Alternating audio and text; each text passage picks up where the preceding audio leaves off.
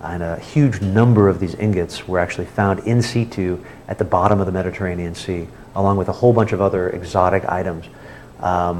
So we see, commodities like bronze being traded, but also exotic oils, jewelry, fine objects, crafted from ivory, ebony, gold, silver.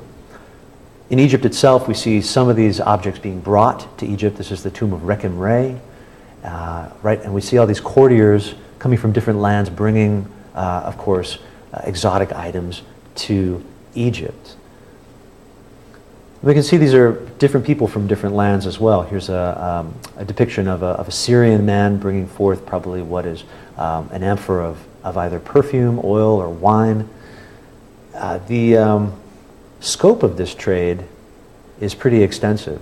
We've talked about lapis lazuli, right, which of course only comes from Afghanistan. Now it's being found in Greece. Again, right, this land of Achiawa, these Greeks are getting and accessing the trade networks of the late Bronze Age. And that ship, that Uluburun, and I should point out Uluburun is right about here, whoops, as I lose my cursor, was probably on its way to Greece to trade all sorts of items, such as, for example, like lapis, to Achiawa, where we know there are production centers for making especially oils and perfumes, which would have been sent back. We'll get to that in a little bit. We'll talk about Greece and the farther to the west. What's more, not only is this trade taking place, but the objects themselves are being carved and made in a particular style, a style that draws not on one particular culture, not on just Egypt or just Mesopotamia, but really becomes a hybrid style, a style that would be instantly recognizable to any of these great kings who are participating in this network of interrelations. For example, right, Tutankhamun, who again, right around 1333, is taking part in this trade. Many of the objects from his tomb itself look remarkably Mesopotamian, right? Well, not even Mesopotamian. They're not Mesopotamian, they're not Egyptian, they're floral motifs, right? Animal motifs, things that bridge the gap between Mesopotamia, between Egypt, between Hatti, objects that could be traded and instantly recognized for their prestige value. So this international style, really, of artistic motifs begins at this time as well, going hand in hand with international diplomacy. Maintaining prestige and status was of the utmost importance to these kings, and they were conferred upon each other through the exchange of goods as well as intermarriage. Marriage was a key form of diplomacy during this period. We talked about Amenhotep III, right, who took wives from Mitanni, from the Hittites, from the Babylonians. He kind of had a complete set of international wives by the end of his reign. And again, this cements relationships with the Near East. We see marriage scarabs dating to his reign, actually spread all over the Mediterranean, specifically with his wife, Queen Tiye, who is thought to be of Asiatic descent. This was also found on that Uluburun shipwreck. Much of what we know about this marriage and international and diplomatic relations come from the Egyptian royal archives at Tel El Amarna. We spoke about Amarna a little bit last time. Again, this is the capital founded by the son of Amenhotep III, Amenhotep IV, who ends up changing his name to Akhenaten. And like we just saw, right, with our Tukulti-Ninurta, right, who founds a new capital to bring about change, so does Akhenaten. Akhenaten founds a new capital at the site of Tel El Amarna. And you can see some of the imagery and the reconstructions of these city plans here. This is a purpose-built city. It's a one-period site. You can see the orthogonal planning in housing and sort of a general temple plan here. Akhenaten institutes this henotheistic tradition, which is focused on one god, the Aten, a sun god. And as a result, we see in the letters a dramatic shift in Egyptian policy during this time. All of these letters, right, he brings the archives of his father with him. So we have about 350 letters from from Tel el Amarna, dating to the transition between Amenhotep III and Amenhotep IV, Akhenaten.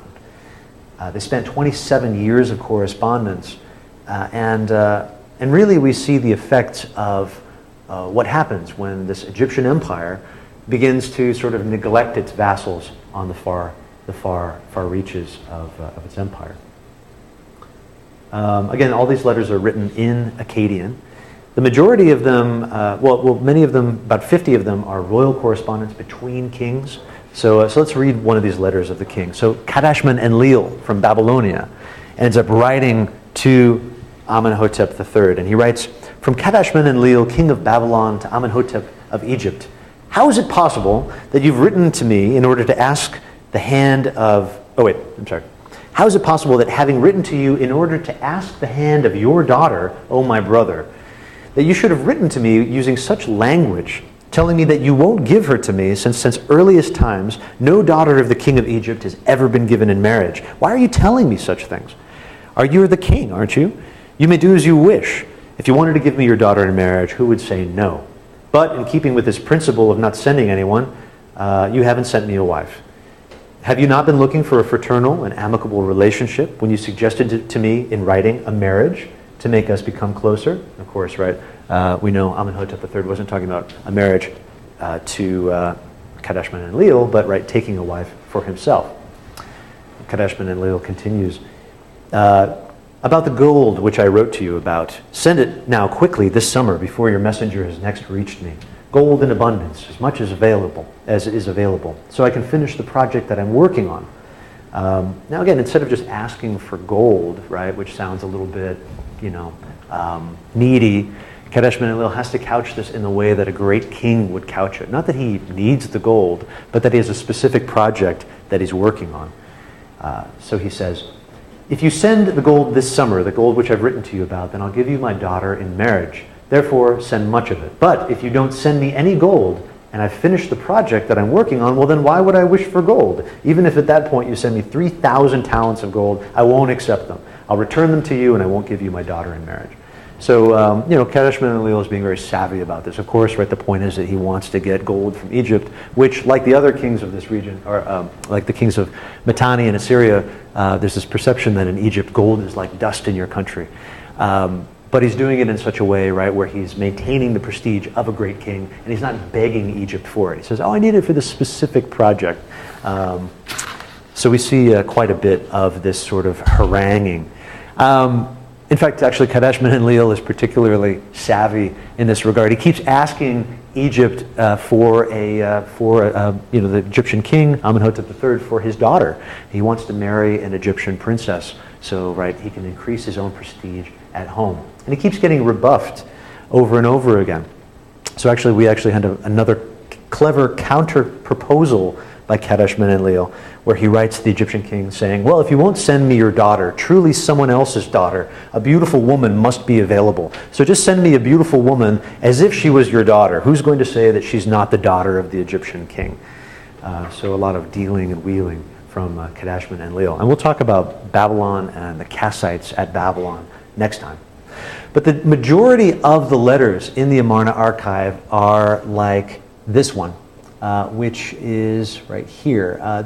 This is the letter from an Egyptian vassal to the Egyptian king. So 300 of these letters are quite different. And we see in these 300 letters that really life in Canaan under Egyptian rule and the Egyptian policy in the region is to essentially extract the maximum amount of tribute, really using the minimal amount of effort possible. Beyond that, the kings of the late 18th dynasty really appeared to have very little concern for international affairs. Again, perhaps in part due to Akhenaten's radical restructuring of Egyptian religion and society. Amenhotep III is all too happy to take a Mitanni bride, for example, but his son stands by and doesn't do anything, while the Hittites and Assyrians gut the Mitanni Empire around 1350, annexing its lands into its own. So the same applies to Egypt's treatment of its vassals, who, expecting to receive support in the face of the rise of the Hittite Empire, which we looked at last week, are really left to fend for themselves. Some of them try to remain loyal to Egypt, but with little or no support at all, many Syrian cities like Ugarit have no choice but to accept the Hittites as their new rulers.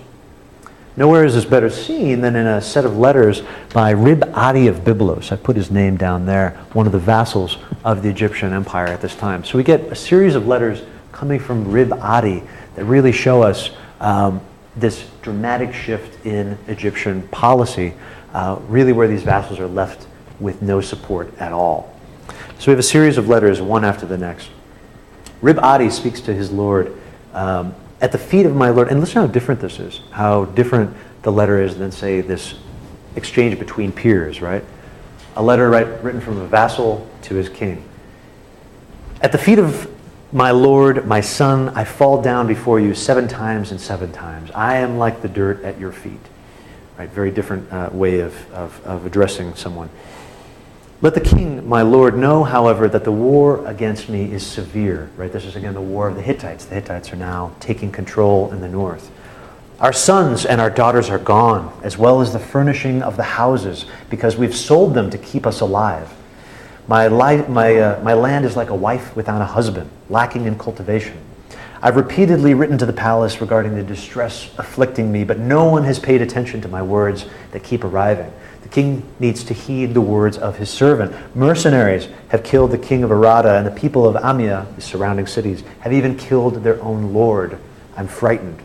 Let the king, my lord, know that the king of Hatti has overcome all the lands that belong to the king of Mitanni, and Abi-Ashirta, your vassal, the slave, right, this is a contemporary of Rib-Adi, Abi-Ashirta, has gone with him. Send archers. The hostility towards me is great. So Rib-Adi is trying to remain loyal. Abi-Ashirta, another vassal, has now sided with Mitanni.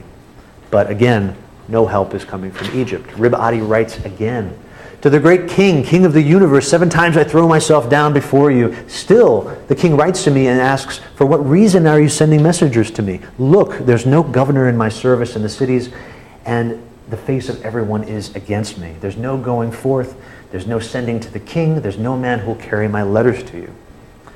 This continues in Amarna text 79. The situation gets even worse. Rib-Adi begins to lose cities under his control to Abi-Ashirta, the Hittites. He writes, only 2 cities remain with me, and they're attempting to take them from the king's hand. So let my lord send a garrison to his 2 cities until the arrival of archers, and please give me something to feed them with. I have nothing. Like a bird that sits in its net, I'm stuck here in Gubla. Who is he, this dog, Abi-Ashirta, who takes the king's lands for himself? Finally, in the last letter that we have, the situation gets so bad that Rib-Adi is forced to flee Byblos and seek refuge in Beirut. The city turns against him in favor of Aziru of Amuru, the son of Abi-Ashirta. So this final letter we have from Rib-Adi states, I've written repeatedly in order to obtain troops, but I haven't received them. The king, my lord, has not listened to the words of his servant. I've sent my messenger to the palace, and he's returned with empty hands. And when the people of my house saw that nothing was given, they reproached me. My governors, my brothers, they despised me. And when my younger brother saw that my messenger had returned empty-handed from Egypt, and that there were no occupation troops with him, they despised me and